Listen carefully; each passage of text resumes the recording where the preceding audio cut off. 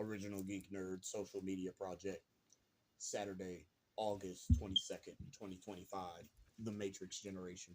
A Raw Perspective on Reality, Part 1. The Perpetual Grind. One thing I have seen that has defined my story is the grind. The old perpetuating grind. I know I am not the only one of whom the grind is a major part of their life, if not the over exceeding task of their conscious mind.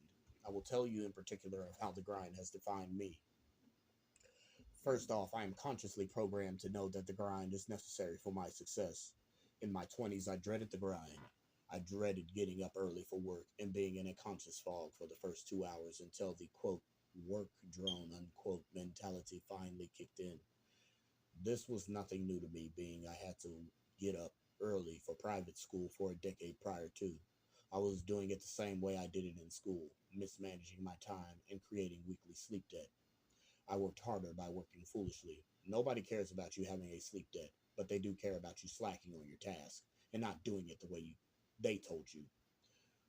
Programming the necessariness of the grind was difficult and took years, but now in my mid 30s, the programming is no different in my consciousness than the apps I run on my devices. As above, so below. As below, so above. Secondly, I am consciously primed for the grind. I consider it an adulting trap when one grinds for the corporation more than they do themselves. A person is willing to go 12 to 15 hours a day making ends meet, not realizing that the wear, tear, and lack of preparation for each day is how one goes into long term bad health as they age. The body suffers wear and tear from work, no different than one's vehicle, device, clothes, etc. So, how does one keep those items aforementioned maintained? By, quote, priming them. One primes their clothes by washing, drying, ironing, and placing them in an easily accessible space. One primes their devices by keeping app usage to a minimum, having brightness at an economical level to where one can see without unnecessary drainage, and charging while sleeping. One primes their vehicle by turning it on and checking all functions.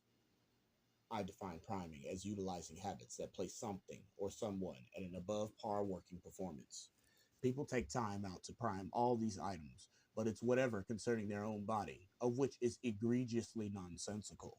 In this information age that we all live in, going from good to bad health is a deliberate choice, but there is always something blocking one from making the right choice. It is usually time. Time to take out to implement a physical regimen. Time to take out to research and learn a physical regimen. And most important, the time to take out to program it into the subconscious mind as a necessary habit. For my story, I substituted what would be my social time into programming time, martial time, Tao programming time, introspection time. Quote, if I don't program this now, I wish I had a later time, unquote. Knowing what one places their time towards, especially the habits they consider to be of value to their personal progress, makes one value their time not much different than a stockholder managing stocks. Third, I run my grind. This I've almost fully developed, but will be established next year. Unless you have a tenure at a Fortune 500 corporation or a government gig, employment is not economically feasible. The manager manages the assets. The supervisor utilizes some assets and makes sure that the entries are utilizing the assets, and the entries utilize the assets in a specified amount of time. There is enough information on the internet to do one's own grind. And for my story, I think I have accumulated enough materials to run my own grind, of which I will inform when I successfully establish it.